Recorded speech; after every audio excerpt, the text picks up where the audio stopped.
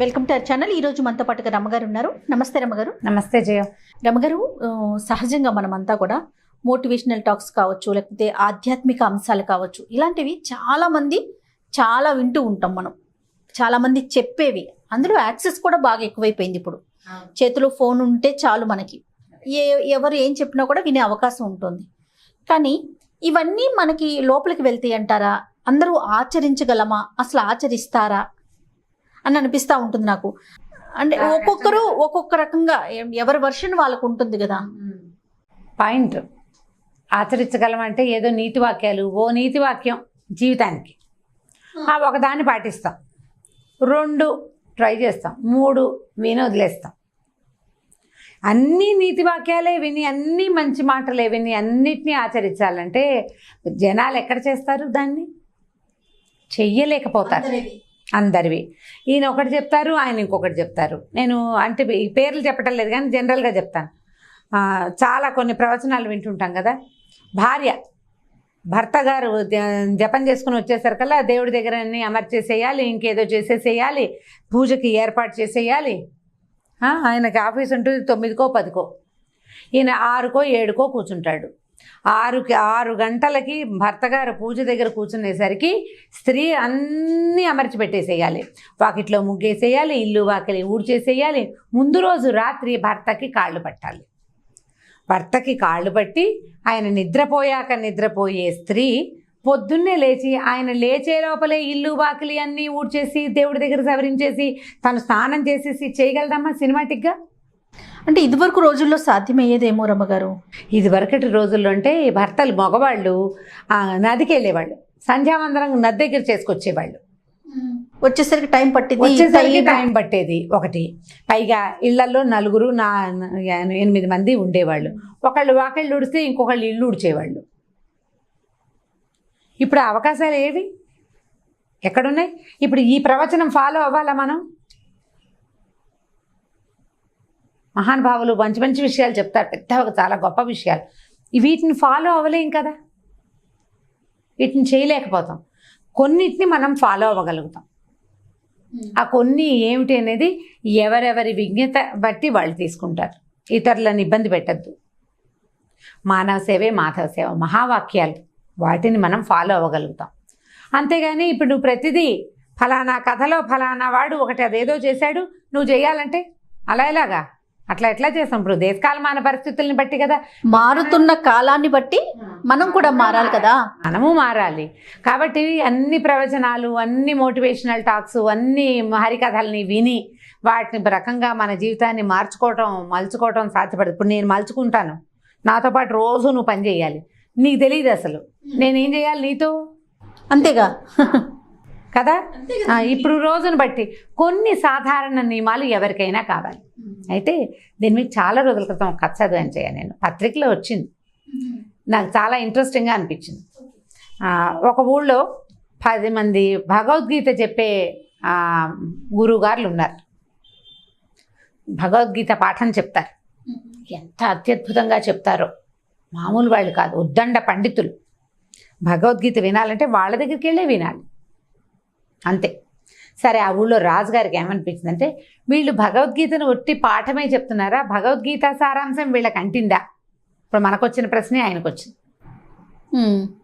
కనుక్కొద్దాం అనుకున్నారు. సరే, ఒకరోజు వాళ్ళందరినీ పిలిచారు.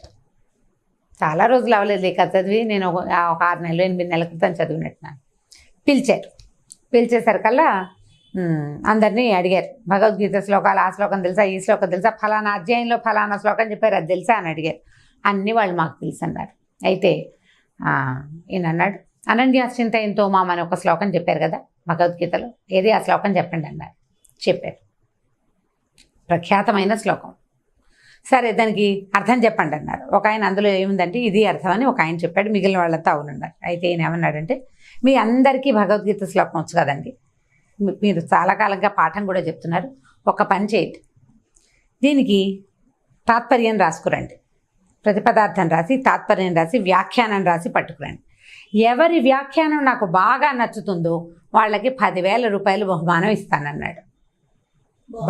బాగుందిగా, చాలా మంచి మాట. సరే, వీళ్ళు 10 మంది ఇంటికి వెళ్ళిపోయారు.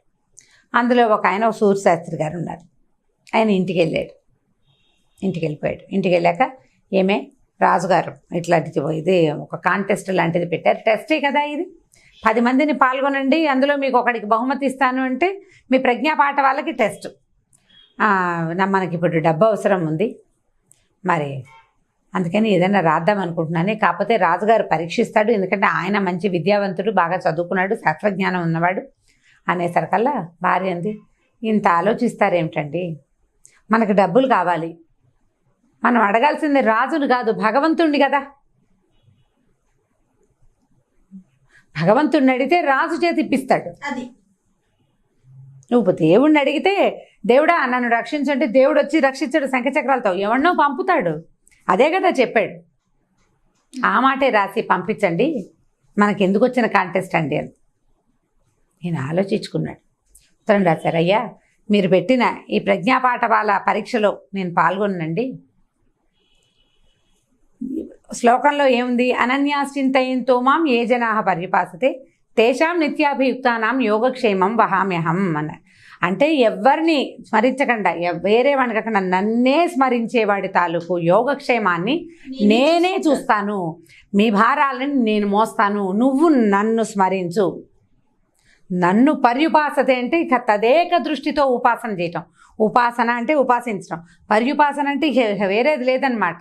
అన్యథా శరణం నాస్తి త్వమేవ శరణం మమ అంటాం. ఇలా చెప్పాడు కాబట్టి భగవంతుడికే నా ఇది వదిలిపెడుతున్నాను. ఇందులో పాల్గొని ఆయన చెప్పిన వాక్యాలకి నా యోగక్షేమాలు వహిస్తానన్న ఆయన మాటకి అడ్డం కాదలుచుకోలేదండి. నేను ఈ పరీక్షలో పాల్గొనటం నమస్కారం, సెలవని రాశాను. తర్వాత ఒక 4 రోజుల తర్వాత కాంటెస్ట్ నడిచింది. 9 మంది ఉత్తరాలతో పాటు కాగితాలు పంపించారు. ఈ కాగితం కూడా వచ్చారు. ఆయన మిగిలిన కాగితాలన్నీ పక్కన పెట్టి ఈ కాగితం చదువుకుని ఈ సూర్యశాస్త్రి గారిని పిలిచి 10,000 ఇచ్చారు.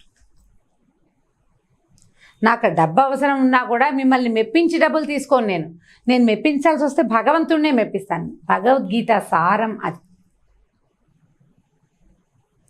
నువ్వు ముగ్గేసావా, ఇదేదో చేసావా, అదేదో చేసావా, చాలా శ్రద్ధగా చేసావా, 100,000 పువ్వులు తెచ్చావా తేలేదా, 1,00,000 కుంకుమార్చన, 1,00,000 పత్రి పూజ, 1,00,000 పుష్పార్చన, 10,000 పెట్టి పువ్వులు తెచ్చి అలంకరించావా కాదు. నువ్వు ఎంత శ్రద్ధతో ఎంత భక్తితో భగవద్వాక్యాన్ని స్మరించావు, మహావాక్య స్మరణ నువ్వు ఎంత బాగా చేసావు అనేదే ముఖ్యమైన సంగతి. అంటే నీకు గీతాసారం వంట పట్టింది. నాకు 10,000 కావాలంటే నేను ఇదేదో పని చేసి నేను చెయ్యను. నాకు 10,000 ఎందుకు కావాలి, నాకు ఒక సమస్య తీర్చుకోవడానికి కావాలి. ఆ సమస్య తీర్చమని అడుగుతా. 10,000 అవసరం లేకుండానే సమస్య తీరిపోతుంది. కాలు మీద చేతి మీద దెబ్బ తగిలింది, దీని మందు కోసం నువ్వు ఎక్కడికో తిరుగుతావు, వాళ్ళంత ప్రయత్నం చేస్తావు, ఎవరో వైద్యుల దగ్గర ఏదో ప్రయత్నం చేస్తావు. ముందు భగవత్ ప్రార్థన చెయ్యి. నీకు కావాల్సిన వైద్యం, నీకు కావాల్సిన వైద్యుడు భగవంతుడి నీ దగ్గరికి పట్టుకొచ్చిస్తాడు, లేదా నీకు అక్కడికి వెళ్ళే దారి చూపిస్తాడు. ఈ దారి చూపించే మార్గాలన్నీ కూడా భగవంతుడే. రోడ్డు మీద పడిపోతాం, ఎవరో ఒకళ్ళు మనల్ని లేవదీస్తారు, భగవంతుడే. అడే దేవుడు శంఖచక్రాలతో రాడు. దేవుడికి రూపం లేదు. మనం ఒక కల్పించుకున్నాం, ఆయన శంఖచక్రాలనే త్రిశూలం పట్టుకుంటాడు, లేదా పద్మాసనం వేసుకుని కమలము తామరము పట్టుకుంటారన్న రూపాన్ని మనం కల్పించాం శక్తికి. అవి ఏవి ఆయనకు అక్కర్లేదు. అది నీ దృష్టి. నీకు వలసిన సాయం, నీకు అవసరమైన విధి, నీకు ఎక్కడ కావాలంటే అక్కడ నిన్ను నిలబెట్టేందుకు నీ వెనకాల ఎవరైనా వచ్చారు అంటే భగవంతుడు ఆ రూపంలో వచ్చినట్టు. అంతే కదా. భగవద్గీత సారం ఏం చెప్పింది, నన్ను ప్రార్థించు. నువ్వు మానవ మాత్రులని అడగాల్సిన పని లేదు, నన్ను అడుగు, నీకు కావాల్సిన వాడిని నేను ఏర్పాటు చేస్తాను. విషయం చెప్పు, ఎవరికైనా చెప్తే వాడిని ప్రార్థించక్కర్లా. నువ్వు ప్రార్థించుపోని, ప్రధానంగా ప్రార్థించవలసింది భగవంతుణ్ణి. నీ లోపలి ప్రార్థన ఎంత బలమైనదైతే అంత సరిగ్గా నీకు కావాల్సింది దొరుకుతుంది. అంతే చెప్పబడింది. ఈ భగవద్గీత సారాన్ని తెలుసుకున్న సూర్యశాస్త్రి గారిని ఆ ఊరి రాజగురువుగా నియమించబడ్డారు ఆయన.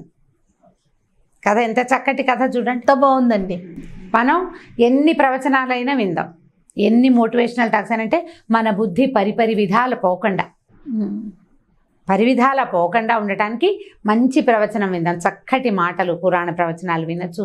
సాధారణంగా ఏదో జీవితం గురించి చెప్పబడే ప్రవచనాలు ఎంతోమంది, మనకి సోషల్ మీడియా మనకి ఇచ్చిన పెద్ద అదృష్టాల్లో మంచి మాటలు వినే అవకాశం. వివేకానందుల సూక్తులు విందాం, చాణక్య నీతులు విందాం, ఎంతోమంది పెద్దవాళ్ళు, వీళ్ళందరివి మనకు వినడానికి, చదవడానికి, చూడడానికి బోల్డ్ అవకాశం వచ్చింది. మొత్తం వీటన్నిటిలో నుంచి సారాంశం గ్రహించండి. గ్రహించి జీవితాన్ని ముందుకు తీసుకెళ్ళాలి.